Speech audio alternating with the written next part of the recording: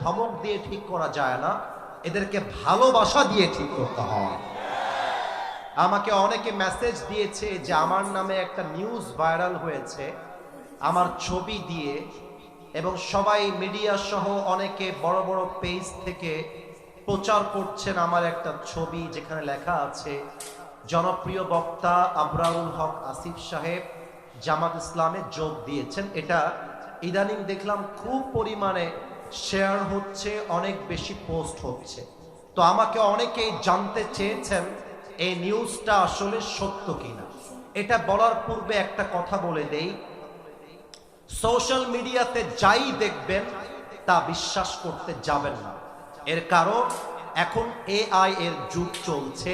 মানুষ এআই দিয়ে এমন ভাবে ছবি বানায়, এমন ভাবে ভিডিও বানায়, কোনটা সত্য কোনটা মিথ্যা এটা বোঝা বড় দায় হয়ে যায়, ঠিক কিনা বলেন?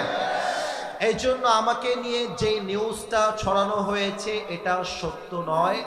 আমি basically right now I am not connected with any political party in Bangladesh. আমি বাংলাদেশের কোনো প্রকার কোনো রাজনৈতিক দলের সাথে এই মুহূর্তে জড়িত নই। ইভেন কোনো দলের সাথে আমার কোনো রাজনৈতিক সম্পৃক্ততা নেই। এখন আমাকে কেন জামাত ইসলাম বলা হয়েছে, এর বেশিরভাগ কারণটা হচ্ছে প্রত্যেকটা মাহফিলে আমি বলে বেড়াই আল্লাহর জমিন চলবে আল্লাহর কোরআন দিয়ে, আল্লাহর জমিন চলবে আল্লাহর আইন দিয়ে।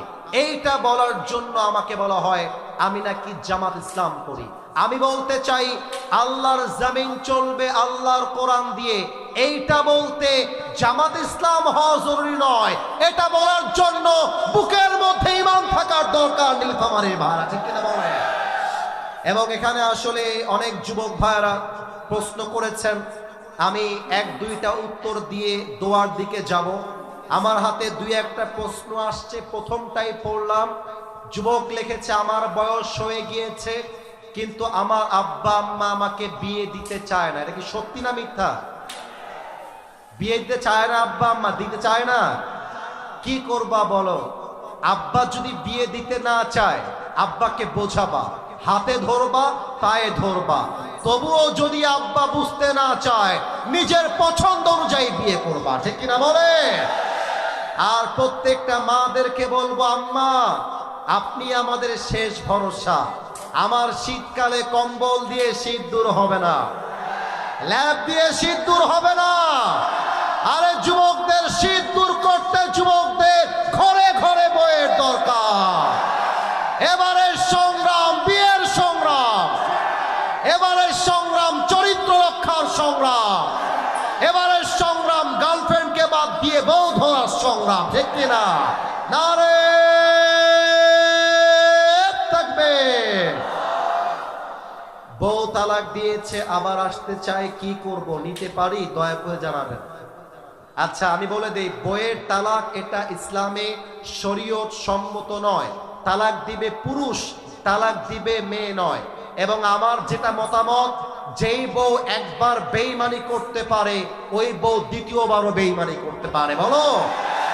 এবং আমার কথা, যদি কোনো মেয়ে তোমাকে ছেড়ে চলে যায় ছ্যাঁকা খাওয়ার প্রশ্নই নাই। আরে মেয়ের জন্য একটা বিয়ে জায়েজ, তোমার আমার জন্য চারটা বিয়ে জায়েজ। কেউ যদি তোমাকে ছেড়ে একটা বিয়ে করতে পারে তুমি চারটা করে দেখাই দিবা যুবক ভাড়া, ঠিক কিনা বলো?